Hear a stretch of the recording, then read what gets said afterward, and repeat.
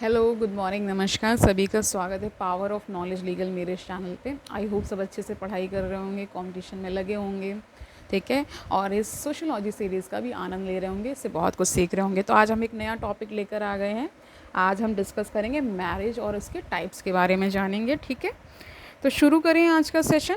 देखिए, marriage can be defined as a socially acknowledge and approve sexual union between two adult individuals. तो marriage को क्या कहा गया? समाज के द्वारा स्वीकृत है, ठीक है, अप्रूव्ड भी है, ठीक है, यानी उसमें स्वीकृति के साथ साथ अनुमोदन भी है, ठीक है।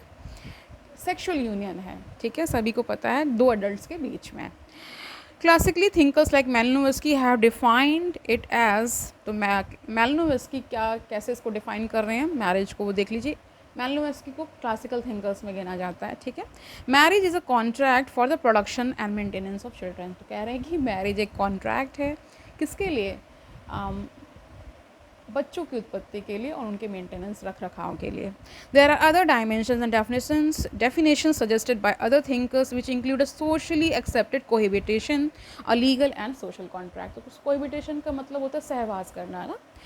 तो कह रहे हैं कि ये सोशली एक्सेप्टेड है, यानी समाज के द्वारा स्वीकृत है, एक लीगल और सोशल कॉन्ट्रैक्ट है, कमिटमेंट है एंड सो ऑन, ठीक है। According to Collins dictionary of sociology, यानी कॉलिन्स की डिक्शनरी में क्या इसकी डेफिनेशन गिवन है वो भी देख लीजिए।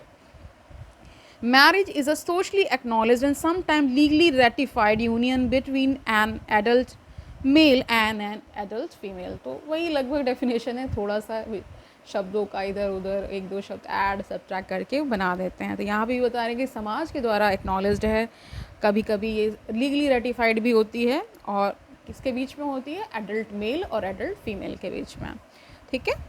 This definition presupposes a heterosexual orientation of two consenting adults in a marriage union. तो यहाँ पे देखिए, हेट्रोसेक्सुअल समझ ही पा रहे होंगे, विपरीत लिंग वाले ना।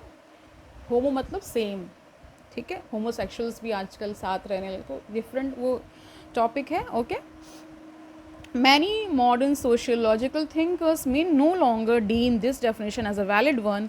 This type of union is based on two objectives: sexual gratification and procreation with socially sanctioned sex relationships and economic cooperation। तो देखिए, दो इसमें बहुत इम्पॉर्टेंट ऑब्जेक्टिव बताए गए हैं कि ये जो यूनियन होता है, ये क्या होता है? सेक्सुअल ग्रेटिफिकेशन के लिए होता है, और दूसरा होता है प्रोक्रिएशन के लिए, यानी कि बच्चों, समझ ही पा रहे हैं, उनसे बच्चे आते हैं, ठीक है। और सोशली सैंक्शनड सेक्स रिलेशनशिप होता है, और इसमें इकोनॉमिक कॉपरेशन भी देखा जाता है।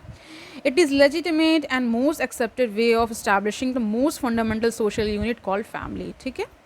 इसी से फैमिली भी बनती है। It is also seen in functional terms as performing various societal functions. It gives social recognition to sexual relationship between a male and female and paves way for legitimate reproduction. तो अब ये भी बता रहे हैं साथ साथ में, इसको सोशल रिकॉग्निशन है, इसकी पहचान है सोशली, ठीक है, जो भी सेक्शुअल रिलेशनशिप उन दो अडल्ट्स के बीच में होता है। और ये एक तरह से मतलब हर जो शादी होती है वो एक तरह से लेजिटिमेट होती है ना, और उससे जो बच्चे आ रहे हैं वो लेजिटिमेट चिल्ड्रन होते हैं। It provides members to the society for its survival. जैसे survival, Edmund Leach has tried to offer an attributional perspective and has considered marriage as a bundles of rights, and he enumerated 10 such rights which includes both kingship rights and domestic rights. Some of these rights are, तो इसमें एक चर्चित नाम आ रहा है Edmund Leach का, जिसने उन्होंने क्या किया था, बताया मैरिज को एक पर्सपेक्टिव दिया, एक नया पर्सपेक्टिव दिया, जिसमें उसने कहा कि उन्होंने राइट्स के बारे में कहा कि डोमेस्टिक राइट्स मिलते हैं इससे ना, किंगशिप राइट्स तो मिलते हैं, ठीक है। तो कुछ इसके बारे में जान लेते हैं। 4 इंपॉर्टेंट इन्होंने बातें कही हैं, तो देख लीजिए। Marriage provides an opportunity to legitimize the offspring. Offspring का मतलब वही संतान जो होती हैं, जो संतान होती हैं उनमें मैरिज से जो आ रही होती है।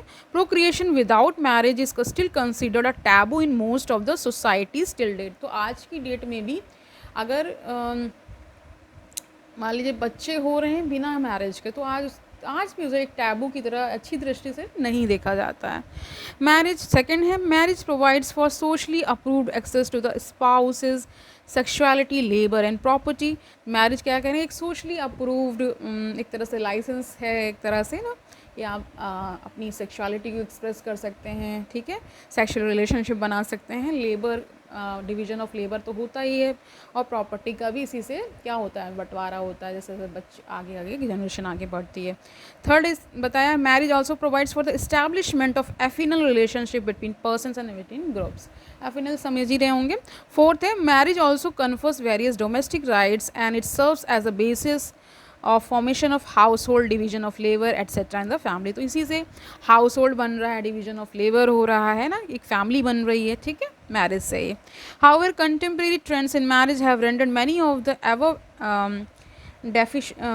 डेफिशनल डेफिनेशन से ही डेफिनेशनल आ रहा है aspects as incomplete. For example, marriage is no longer an affair concern with the adults of opposite sexes only. वही सिर्फ सेक्शुअल्स ही नहीं, इसमें होमोसेक्सुअल्स भी आ गए हैं बहुत सारे ना, अदर इसमें LGBTQR जो भी आप जान ही रहे होंगे ना, वही बात हो रही है यहाँ पे। It is also no longer a mechanism for procreation only. तो कह रहे हैं केवल संतान उत्पत्ति के लिए केवल नहीं रह गया है। Recognising such limitations, Edmund Leach has commented that all universal definitions of marriage are vain. तो कह रहे हैं कि जितनी भी डेफिनेशन मैरिज की बनी थी वो सब क्या हो गई, ख़राब हो गई, कूड़े में चले गई, बेकार हो गई, ठीक है, बेवजह हो गई। Despite such limitations, the above definition still holds good for most of the sections of the society and provide at least a basic framework for understanding this evolving social institution. यहाँ पे बताया जा रहा है इतना सब कुछ हो जाने के बावजूद भी क्या है कि उस अभी भी बहुत सी सोसाइटीज़ में क्या है, एक बेसिक फ्रेमवर्क देता है ये मैरिज, ठीक है। सोशल इंस्टीट्यूशन इवॉल्व होते रहते हैं, नई नई चीज़ें ऐड होती रहती हैं, लेकिन उसके पुराने वाले की पूरी तरीके से तो महत्व नहीं ख़त्म होता ना, यही बता रहे हैं। There are various types of marriages primarily based on the rules which govern marriage and a number of partners like. तो देख लीजिए, फर्स्ट है सिविल मैरिज एंड रिचुअल से ही रिचुअलिस्टिक आ रहा है मैरिज, इसके बारे में जानिए। Often religious practices also influence family and marriage. In most of the society, there are some rituals based on secular or religious ideas which govern the process of marriage. तो सभी देखिए, सभी धर्म जातियों में मैरिज होती है, उनके अपने रूल्स एंड रेगुलेशंस होते हैं, कुछ रिचुअल्स होते हैं, कुछ इनके यहाँ कस्टम यूसेजेस सब चलते हैं ना अपने अपने हिसाब से, तो वो सब चीज़ें हैं और ये प्रोसेस ऑफ मैरिज में होता ही होता है।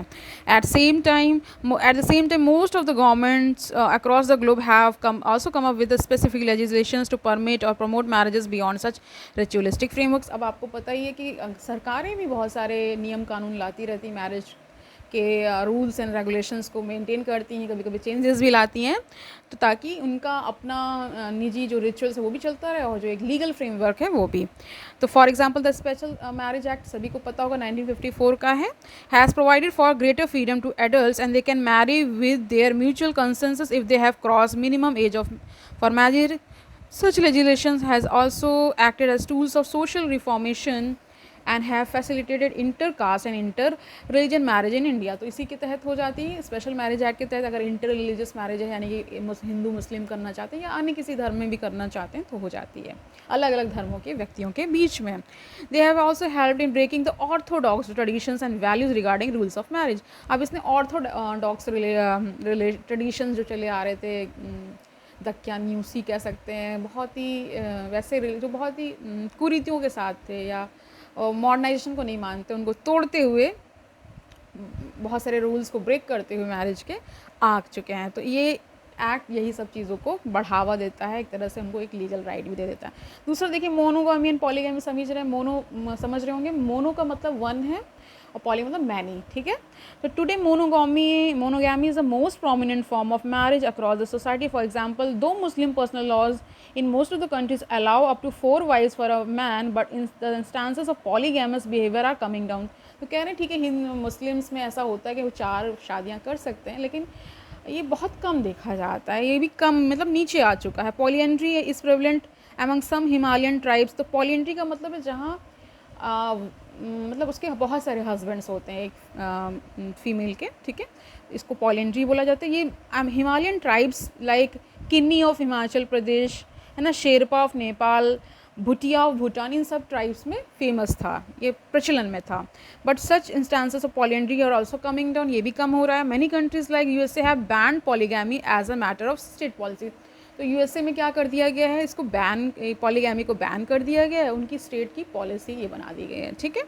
अब थर्ड आता है इंडोगैमी एंड एक्सोगैमी, ये जान लीजिए। There are two major principles that also govern marriage in different societies. Different rules of endogamy and exogamy are followed to various degrees. For example, in general, caste endogamy is practiced all over India. Endogamy का मतलब है उसी जाति में ही हो जाना, exogamy यानी उस जाति के बाहर, ठीक है। तो in many parts of north India a girl born within a village is considered the daughter of the village and hence can not marry a boy from her own village, ठीक है। Apart from village, exogamic clan और गोत्र, gotra literally means cow pen, a place where the cattle of the whole clan are kept. Exogamy is also practiced. Two other kinds of exogamy which have been prevalent among several Hindu communities in North and South India are सगोत्र and सपिंडा exogamy. अब देखिए सपिंडा के जिनके पिंड same होते हैं, ठीक है, सगोत्र मतलब जिनके गोत्र सेम होते हैं, तो इनमें मैरिजेस नहीं होती हैं, ठीक है, इसके बाहर होती हैं। Sapinda exogamy indicates the prohibition placed on the intermarriage between the certain sets of relatives. कुछ रिलेटिव्स के बीच में शादियाँ नहीं होती हैं, सभी को पता है। Sapinda represent the relationship between of a living member and their dead ancestors and it is generally limited to few generations तक ही लिया जाता है। The term sapinda literally means those who share the particles of the same body और the people who are united by offering pind or the balls of cooked rice to the same dead ancestor. The Hindu Marriage Act of 1955 precludes marriage within 5 generation. Father के side से 5 generation तक नहीं होती है और mother के side से 3 generations तक। ये मैंने पढ़ा हुआ है, लॉ में भी पढ़ा था मैंने, तो ये पूरा एक्ट मैंने पढ़ा हुआ है, हिंदू मैरिज एक्ट 1955, ठीक है। तो इसमें साफ साफ बताया गया है कि प्रोहिबिटेड रिलेशनशिप्स क्या होते हैं, इनके अंतर्गत मैरिजेस नहीं होती हैं। और साइंस भी ये बताता है कि ऐसी मैरिजेस नहीं होती, क्योंकि फिर क्या होता है, जो डिजीज़ेस हैं वो जनरेशन टू जनरेशन ट्रांसफ़र हो जाती हैं। तो इसका साइंटिफिक कारण ये है, और दूसरा रिलीजियस और सोशल जो कारण हैं वो तो हैं ही हैं, ठीक है। फोर्थ देखिए, arrange marriage and love marriages बहुत ही चर्चित है। With modernisation and individualisation romantic love is gaining more attraction, instances of love marriage are increasing. देख ही रहे हैं लव मैरिजेस बहुत ज़्यादा हो रही हैं, ठीक है। It is now not so that love marriages are by product of modernity, they existed earlier too. ये बता रहे हैं सिर्फ मॉडर्नाइजेशन की वजह से नहीं हुआ, पहले भी ऐसा होता था, ठीक है। फॉर एग्जाम्पल गंधर्व विवाह was a common form of love marriage during ancient India. तो एंशिएंट इंडिया का एग्जाम्पल दे रहे, गंधर्व विवाह होता था, वो भी क्या होता था, प्रेम विवाह ही माना जाता था।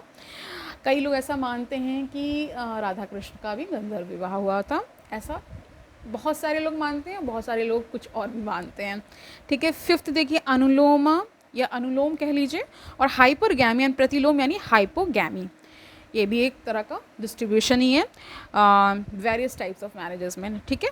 Marriage is also classified on the basis of status differential. Hypergamy is a form of marriage in which the status of the groom is higher. तो अनुलोम का मतलब है जहाँ पे ग्रूम हायर कास्ट का, हायर स्टेटस का है ना, और जो आपकी ब्राइड है उसका थोड़ा सा नीचे है। दिस इज कह रहे हैं कि groom with higher status than that of a girl is desirable. This practice is also accused of promoting dowry as parents of boy put a price on their higher status boy, ठीक है। प्रतिलोम मतलब hypogamous marriages have been less common form of marriage throughout the history, okay. Preferential marriage sixth है इसमें, apart from the above mentioned universal forms, certain specific preference based marriages also takes place, जैसे cousin marriage, levirate marriage, sororate marriage। a levirate marriage देखिए क्या होती है, is the one in which a woman marries one of her husband's brother after her husband's death। तो levirate marriage मतलब जैसे मान लीजिए उसका पति मर गया तो उसके भाई से ही शादी कर लेना ना, ठीक है। if there were no children in order to continue his line, ठीक है, lineage को एक तरह से उनके बढ़ाने के लिए। similarly in sororate the husband marry the sister of his wife after the, यानी कि उसकी पत्नी मान लीजिए मर जाती तो उसकी बहन से ही शादी कर लेना, इसको सोरोरेट बोला जाता है, ठीक है। मान लीजिए कभी कभी इनफर्टाइल मतलब बच्चे नहीं हो रहे तो भी ऐसा कर लिया जाता है, कई जगह ये देखा जाता है, ठीक है। Of his wife gazetteer of India 1965 mention the prevalence of levirate alliances among Ahir of Haryana. तो स्पेशली अहीर ऑफ हरियाणा में ये देखा गया। Some Jat communities and Girijan and several castes in the Uttar Pradesh, ठीक है, ये होता है Uttar Pradesh. Similarly cousin marriage is common among the Muslims, Indian Muslim and even Hindus for South India में भी होता है। तो री मैरिज समझ ही रहे हो, दोबारा कर लेना। Remarriage is also taken a separate classification as in case of widowhood and divorce और डिजर्शन। तो जैसे मान लीजिए कोई विधु हो गया है, कोई विधुर हो गया, कोई विधवा हो गया है तो मैरिज हो जाती है दोबारा, किसी का डिवोर्स हो गया है, कोई डिजर्शन में रह रहा तो भी हो जाता है। In modern societies like USA where divorce rates are high at 35%, remarriages are common phenomena. Anthony Giddens calls such marriages as serial monogamy. In some traditional conservative societies, female widows are not allowed to remarry. सब बहुत सारी conservative societies में females को नहीं allow करते, लेकिन आजकल ऐसा बहुत कम हो गया है, ठीक है, सब कर रहे हैं। It was quite prevalent in caste Hindu till some time back, but this practice is slowly come breaking down. तो वही मैंने बताया, अब सब कर रहे हैं। एट्थ है इसमें community specific rules based marriage. Among the tribals there are various forms of marriages like marriage by kidnapping, elopement, force marriage, ये सब चीज़ें। इलोपमेंट का तो भगा ले जाना ना, किडनैपिंग करके मैरिज कर लेना, इस तरह से फोर्स्ड मैरिज यानी कि ज़बरदस्ती करना। In UK most of the marriages are neolocal, but India they are patrilocal. Further every community may have different rules governing the marriages. For example the Hindus traditionally have 8 forms of marriage like Gandharva marriage, Pishacha, ठीक है, इस तरह की उनके 8 types की हो जाती थी। Similarly Muslims and Christians also follow different forms of marriage. 9 देखिए, marriage taboos, different marriage taboos also govern marriage. तो टैबू का मतलब होता है जो सोशली एक्सेप्टेड नहीं होता है, उसको गलत मानते हैं, एक तरह से धब्बा टाइप का, ठीक है। Marriage with closed blood relation is prohibited in north India. North India में क्लोज रिलेशन में मैरिज प्रोहिबिटेड है, मतलब नहीं कर सकते आप। But such preferential marriages are allowed in some southern areas and among Muslims. एक सदर्न एरिया में वही चीज़ अलाउ कर दी गई है और मुस्लिम्स भी इस चीज़ को मानते हैं कि वो करते हैं अपने रिलेशंस में शादियाँ। Age difference is another taboo. अब जो उसमें एज का डिफरेंस होता है वो भी, उसको भी एक टैबू बताया। Generally females are lower in age and age gap between two is not very high. तो ज़्यादा नहीं रहता है, कई बार आजकल लव मैरिजेस में देखिए बहुत गैप भी रहता है, ठीक है। तो आज के लिए इतना ही रख रहे हैं, इसके कंटिन्यूएशन में रहेंगे और इसके बाद हम लीनिएज भी डिस्कस करेंगे, ठीक है, लेसन ग्रुप्स, डिसेंट भी डिस्कस करेंगे, ओके। तो आज के लिए इतना ही रखते हैं। आई होप आपने इसको पूरा एंजॉय किया होगा, अच्छे से समझ पाए होंगे types of marriages, forms of marriages के बारे में, ठीक है। अच्छे से पढ़ाई करते रहिए, ऑल द बेस्ट।